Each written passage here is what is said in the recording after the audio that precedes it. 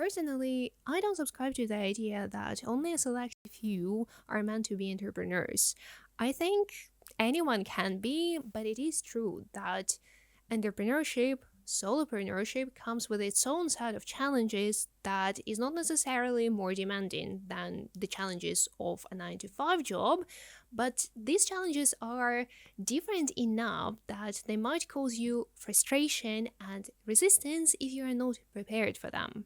So today, we're talking about the 6 things you'll need to consider if you want to start your small business in 2026. Starting with the thing number 1. Do your market research. Here are the things I do not want you to hyperfixate on.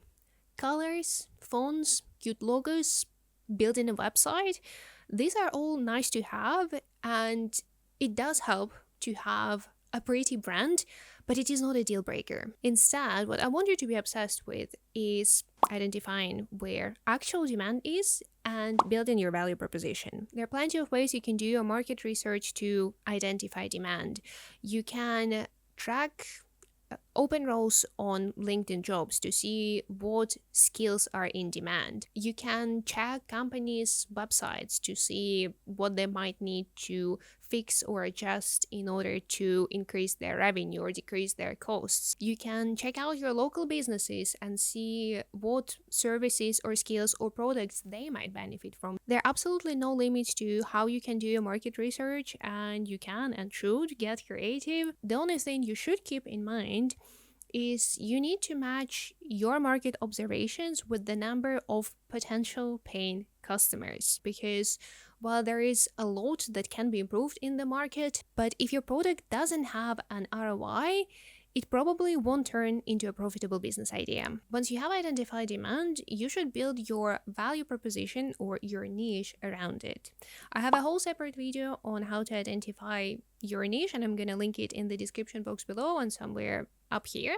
But for now, I'll just say that it will include things like your skill set, where actual demand is, the results you can bring, and also, and even probably more importantly, your values. So how you work, what results you can guarantee, how much you charge per a deliverable, all of this constitutes your value proposition. For example, let's say you identified that local restaurants in your area can benefit and increase revenue from more social media presence. So out of this bigger segment, you decide that your services are better suited for cafes, for example, or all-day breakfast places. Then you add to this that you employ a storytelling method to your short video content, that it is a short video content on Instagram, that you focus on building brand awareness, you employ a certain set of tools, and all of this together makes up a price of X. Here I would add that it's always better to specialize. You might be great at photography and video editing and watercolor illustration, but the reality is that businesses do not need a person who can do 100 different things. They need one person with in-depth expertise in one area. It is good if you have this kind of wider education, wider understanding of interconnected disciplines of business, no matter what you do, but always specialize. Once you know your demand and your value proposition, you should set up your portfolio. An important note here is your portfolio doesn't have to be 100% perfect, it just has to exist. So if you don't have much experience with your target audience, it's okay. Just build your portfolio around the skills and results that you already have. So add that TikTok video that went viral 2 years ago, that's fine. Add a TikTok video that you built for your current employer, a TikTok that you built for, I don't know, your local vet clinic. It all counts. So yes, identify demand, build your value proposition, set up a portfolio, and always remember to specialize. Now, moving on to the step number 2, decide on one active and one passive channel. So in business, we're usually talking about inbound and outbound, and inbound typically involves all marketing activities, be it paid ads, content, events, and so on and so forth, while outbound includes sales activation, so cold outreach, discovery calls, and stuff of that nature. I don't want you to hyperfixate on these terms in particular and rather think in terms of active and passive. The key difference here is your passive channel will kind of nurture your potential leads for you. So when you do your passive activation, you're always giving your prospects an opportunity to convert themselves. And the examples of it could be anything from posting on Instagram to doing networking. And then your active channel will be about actively selling your services. So if you're selling digital products like me, then a cold outreach might be a good way to do so. If you're selling physical products, for example, watercolor prints, then your way of doing active selling might be joining some Christmas or Easter fairs or some local fairs in your area and physically sell your products there. Why is it important to have both passive and active approaches? First of all, because this way you can convert faster. Passive approach will always take longer. It's the epitome of you working on your customer's timeline. Active approach, well, there you will also have to work on the customer's timeline, but if you catch your prospect, if you catch a lead in the moment when they need your services, the chances of you converting this lead are much, much higher. Now, the second reason is that, and this is me bringing my marketing knowledge, all buyer journeys are multi-touch. What it means in practice is that before the lead converts, like 100% converts, and you have a closed won, so a signed deal, they have to encounter you and your message and your value proposition many times. So first, for example, they might see your post on LinkedIn. Second, maybe they saw you as a person in a networking event. Now, the third touch point would be reaching out with a cold message. And while I'm listing these things, they obviously do not have to happen in this particular order. So first, your first touch point might be a cold message, in fact, and then the prospect sees your post, and then you network, and then they hear about you from someone else.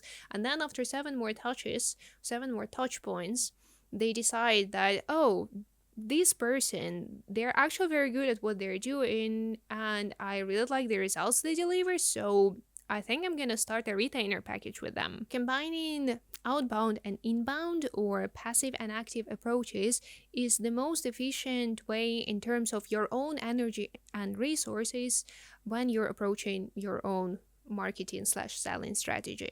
Moving on to the next thing, get your finances in order. So let me be super clear. You do not necessarily need a lot of money to start a business. There are plenty of business ideas that don't require more than $100 to start, but in the first few months, you will likely not have many clients and you still need to pay the bills. So that's what the money is for paying your bills. Plus, you will have to pay your taxes.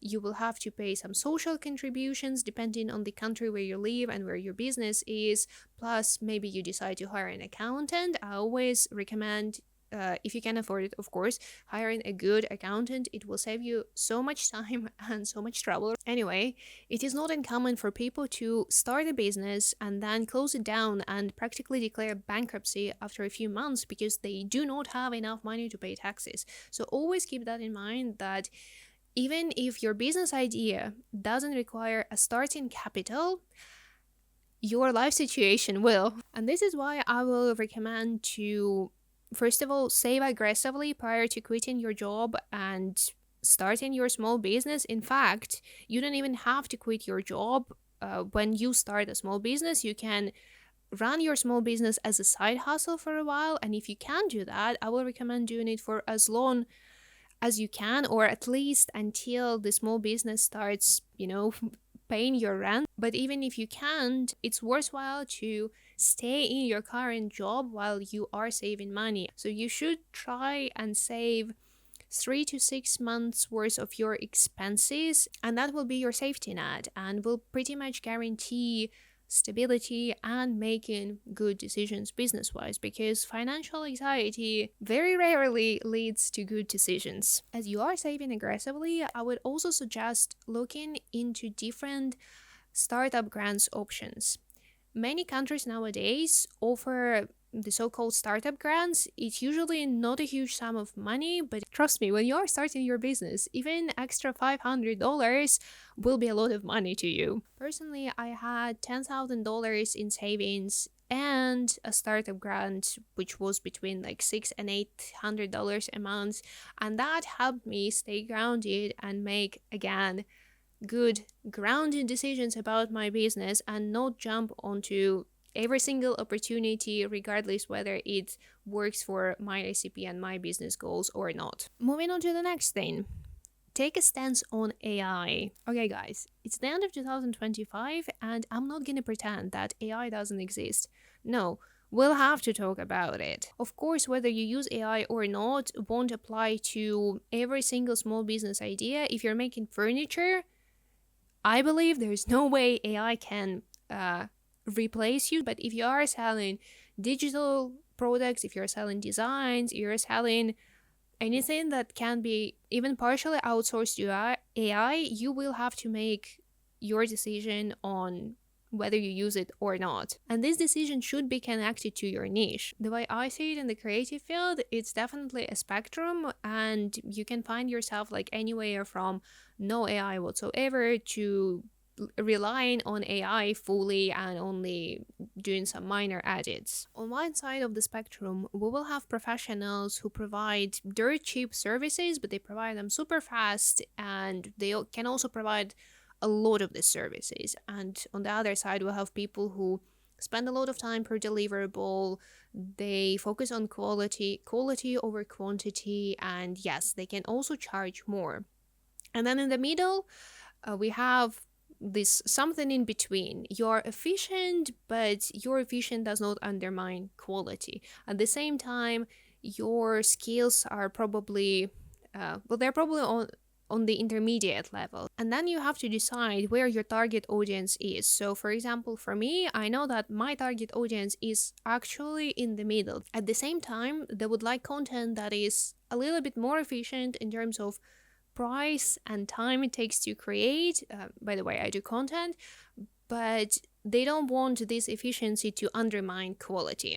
Most of the early stage IT startups usually don't have big budgets, so they cannot realistically, they cannot pay for premium services, but they also do not want to have dirt cheap services because they're afraid it might backfire.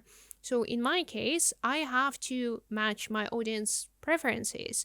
And this is why I do, for example, AI assisted content. I use AI to create the first draft, and then I polish this draft until it sounds human and actually readable and interesting. Now, in your case, you might identify that your target audience is actually looking for premium services. But then it begs the question, are your skills on par? Because if they are not, then you will need to invest time or money or both to get to that level. And by the way, I'm not trying to dissuade you or judge any ways of doing business. There is demand for everything, 100%, be it AI assisted, purely AI, non-AI, whatever, be it physical product, digital product, there is literally demand for everything. But you have to be honest with yourself about where that demand is and whether your value proposition matches that demand. To sum it up, I am 100% up for using AI in your day-to-day work, and I use it myself. I use it for creative work, yet I have not seen a single case where AI could replace an actual expert 100%. There's still demand for different experts, so do not get discouraged by the fact that there is more AI in use in the workplace, but rather find a way to leverage this tool as part of your own processes. Moving on to the thing number 5, join communities. So here's the thing, I would call myself an introvert, and yet once I started working for myself, I realized that everything is 10 times better when you're part of a community. First of all, you don't have to reinvent the wheel. If somebody else in your area has started a similar business before, you can ask that person how to handle taxes, what was their experience, with applying for a startup grant. Second, there's something to be said about inspiration. You do not have to hang out with these people every single day. And I would assume if you want to start your own business, then you're probably some sort of an introvert yourself. But sometimes you get stuck. And the best way to get unstuck is by talking to people who have done it before you. If you're looking for new content ideas, you can talk to your content buddy and brainstorm ideas together. If you look for new clients and testing new strategies, you can talk to your self-employed friend and ask them how they approached it. Having a community is the best way to get a different perspective on things. We so often get stuck in our own way of viewing things, our own employment, our life situation, and it really helps to talk to someone who might see things differently or who might have a slightly different experience. And finally, you do get clients this way. I wouldn't suggest approaching networking or community building as a transactional strategy that never works. People can sense when relationship building is fake, but talking to other people, being part of different communities does help in growing your business. Now, the final thing, work on your mindset. I'm afraid there is no way you can succeed at being an entrepreneur, a solopreneur, without dealing with your own stuff. And by your own stuff, I mean, first of all, getting over yourself. So here we're talking about feeling awkward, feeling cringy, these type of feelings. When I started my business, I felt so cringy about putting myself out there. I struggled with posting consistently on LinkedIn. I struggled with outreach. Now, was it really hard to start posting when I had only 400 contacts in my network, most of which were my former colleagues? Yes, it was. But as soon as I started posting consistently, I started seeing results.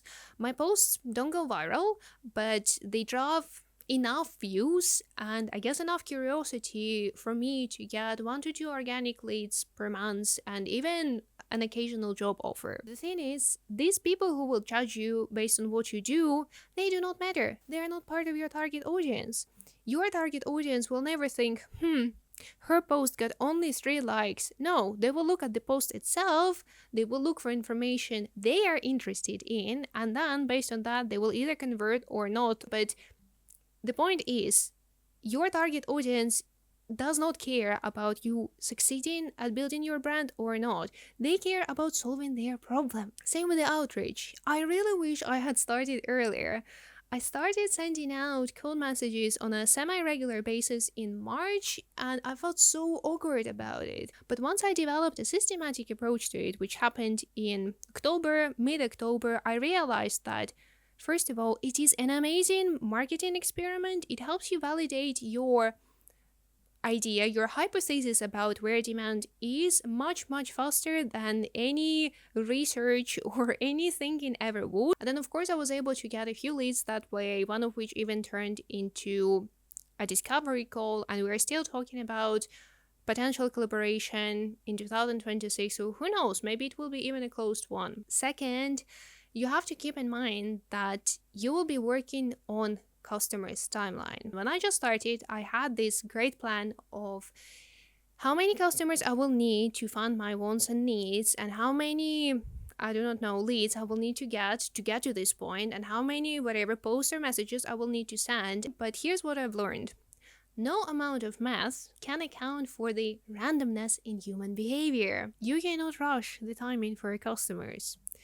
If your business is focused exclusively on what you want and when you want it, then you're not going to be very successful at it, because a successful business is all about serving customers when they need what they need. It's good to have a plan. Please have a plan, and please have a tentative breakdown of how many messages or posts you need to create in order to secure your first, your second, your third deal. But with that being said, treat this plan as a map, not the actual journey. It's good to be prepared, but it is equally, if not more, important to be flexible and adjust based on what the situation requires. And finally, you will need to work on your fears or on your relationship with this feeling in general. As you're running your business, especially in its early days or even later down the line, there will be fear, there will be uncertainty, there will be failures, there will be risk. All of these are part of the game. The good news is resilience is a skill, and you can definitely work on it and stretch your own ability to tolerate uncertainty. And this is coming from quite an anxious person. The bad news, however, is if you're not willing to work on your resilience, then maybe entrepreneurship is not for you. Again, I think that the current 9 to 5 is just equally unstable as running your own business. You can pretty much get fired in any possible moment. But if you have this idea that it is less stable, that you will not be able to pay your bills, if you are just prone to dramatize this particular scenario, that unfortunately entrepreneurship might not work out for you. And I think this is it. These are the 6 things you'll need to keep in mind prior to starting your own business in 2026. This turned out to be quite a long video, quite a long ramble for me for sure, but I hope you still enjoyed it, found it useful, entertaining at least. Let me know your thoughts in the comment section, and as always, I wish you a great day and I will see you next time. Bye bye.